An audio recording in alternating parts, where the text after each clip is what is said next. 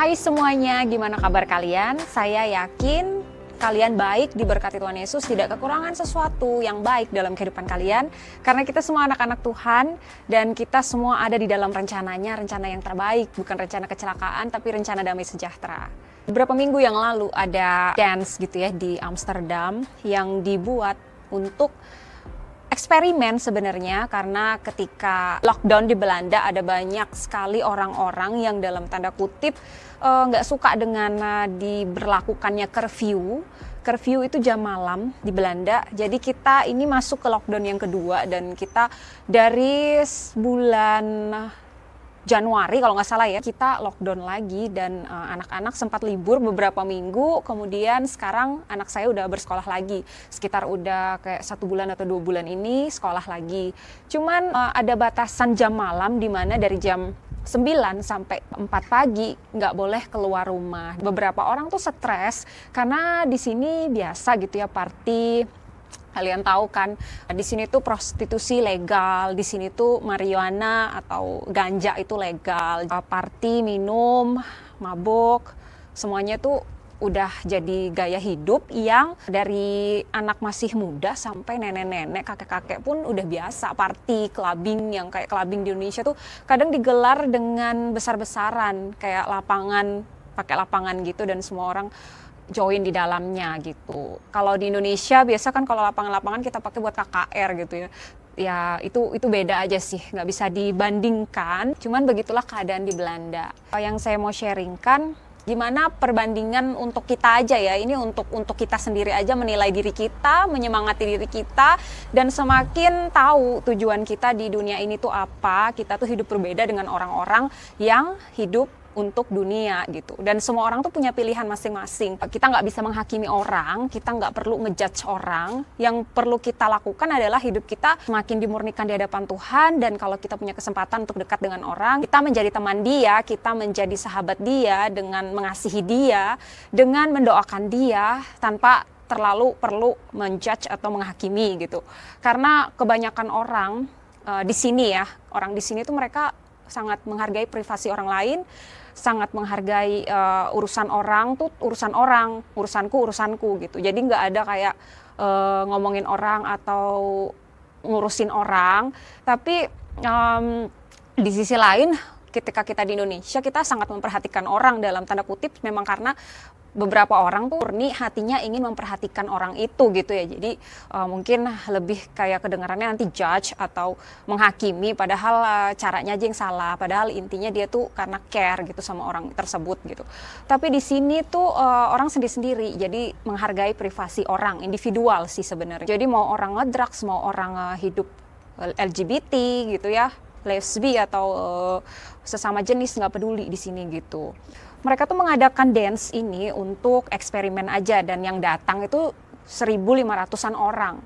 Anak muda sampai kakek-kakek dan nenek-nenek juga tergabung gitu. Karena mereka dites corona dulu, tapi mereka nggak pakai masker ketika di dalam, dan mereka juga nggak ke social distancing. Jadi benar-benar party tipe sini, clubbing gitu ya pada umumnya. Jadi mereka loncat, jingkrak, mereka nari, mereka nyanyi seperti dulu, seperti nggak ada terjadi corona. Jadi waktu curfew itu banyak yang stres, kayak ada laboratorium corona dibom, ada beberapa kriminal yang terjadi gitu pada saat curfew. Jadi mereka kayaknya stres gitu ya, karena jam malamnya dibatasi. Nah, kalian lihat dulu videonya. Surreal as it might look, a reminder of what life was once like and an opportunity to pilot a way back to this. I'm just really happy that we can go to party again. What does it feel like?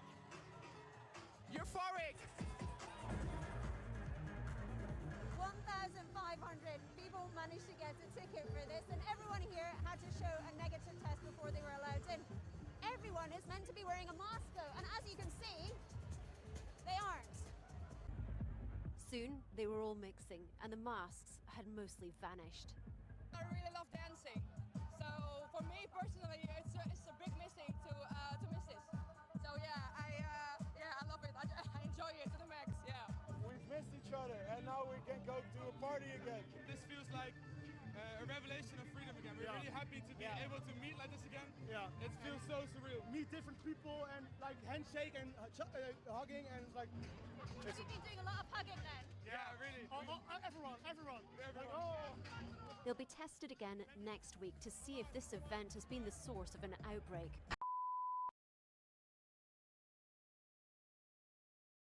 Nah, dengan melihat video tadi, gimana orang dunia dengan loncat-loncat, jingkrak-jingkrak menikmati lagu itu gitu ya, untuk dirinya sendiri sebenarnya, untuk kebahagiaannya. Dengan kayak gitu mereka mungkin merasa damai sejahtera, sukacita dalam versi mereka gitu ya.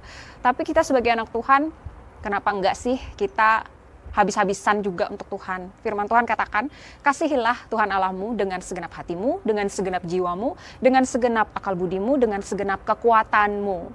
Jadi saya tuh senang sekali dengan penyembahannya Daud yang ekspresif. Ketika Daud membawa tabut Tuhan kembali ke Yerusalem, dia menyembah Tuhan, melepaskan bajunya, jubahnya, melepaskan mahkotanya gitu ya, melepaskan kemuliaannya untuk bebas menyembah Tuhan sehingga bisa mengasihi Tuhan dengan apa yang dia berikan pada saat itu, penyembahan dia dalam bentuk tarian dengan bebas, dengan sekuat tenaga, dengan segenap hati. Kasihilah Tuhan Allahmu dengan segenap hati, dengan segenap jiwa, kekuatan, dengan akal budimu gitu ya. Tujuan kita di dunia ini diciptakan Tuhan, yang terutama adalah untuk menjadi penyembah Dia. Tuhan tuh menciptakan bintang-bintang. Bintang-bintang tuh punya suara loh teman-teman. Tuhan ciptakan bintang karena Tuhan ingin disembah dengan keberadaan bintang-bintang itu. Anjing, ada kucing, ada berbagai jenis tumbuhan, bunga-bunga di padang. Semua Tuhan ciptakan berjenis karena Tuhan ingin disembah dengan keanekaragaman itu. Kita pun diciptakan Tuhan dengan suara yang berbeda, dengan wajah berbeda, kulit berbeda, berbagai suku, berbagai budaya juga untuk menyembah Tuhan. Pribadimu itu sebenarnya tujuan paling mulia engkau diciptakan itu adalah untuk menyembah Dia, mempermuliakan Dia. Dengan suara Anda, dengan sekuat tenaga Anda, dengan ekspresif, dengan tangan Anda terangkat ya. Setiap gereja pun punya budayanya masing-masing. Cuman saya kembali aja ke Daud ya, gimana Daud tuh menyembah Tuhan, dan Tuhan katakan Daud tuh seorang yang berkenan di hatinya Tuhan. Dia menyembah tanpa ada kemunafikan menurut saya ya, tanpa ada batasan, tanpa ada jaga image, karena nggak peduli pendapat orang mau ngomong apa, yang penting aku di hadapan Tuhan. Gimana Tuhan ngelihat aku, hatiku benar, hatiku tuh untuk Tuhan, sepenuhnya untuk Tuhan gitu. Nah gimana dengan kalian? Kalian juga bisa ambil waktu di kamar untuk menyembah Tuhan dengan segenap hati. Saya dulu bisa berjam-jam gitu ya waktu menyembah Tuhan. Hubungan pribadi dengan Tuhan, kalau ketika kita awal-awal tuh memang sulit, tapi begitu udah terus kita lakukan tuh kayak ketagihan. Nggak bisa kita keluar rumah tanpa melakukan penyembahan dulu. Nggak bisa kita kayak keluar rumah tanpa sikat gigi dulu. Kalian pasti ngerasa ganjal gitu kan dengan mulut kalian. Gitu juga dengan penyembahan, tanpa baca Alkitab, tanpa menyembah Tuhan pagi-pagi. Itu saya nggak bisa melakukan kegiatan lain tanpa hal itu. Penyembahan itu bisa kalian lakukan di kamar kalian, ekspresikan, katakan apapun yang ingin kalian ucapkan untuk Tuhan, ucapan penyembahan, pengagungan. Pilih lagu-lagu untuk mengangkat Tuhan, mengagungkan Tuhan gitu.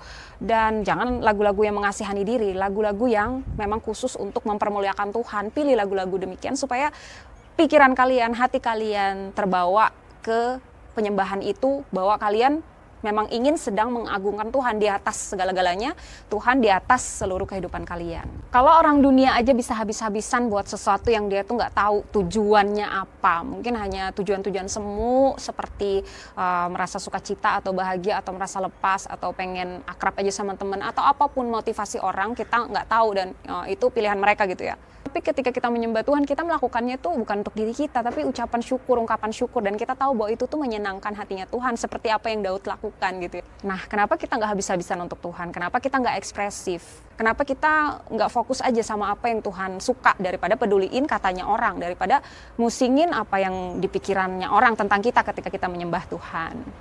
Tiba-tiba hati kalian tersentuh, entah yang keluar entar air mata, air ingus, atau apapun, nggak usah peduliin teman-teman.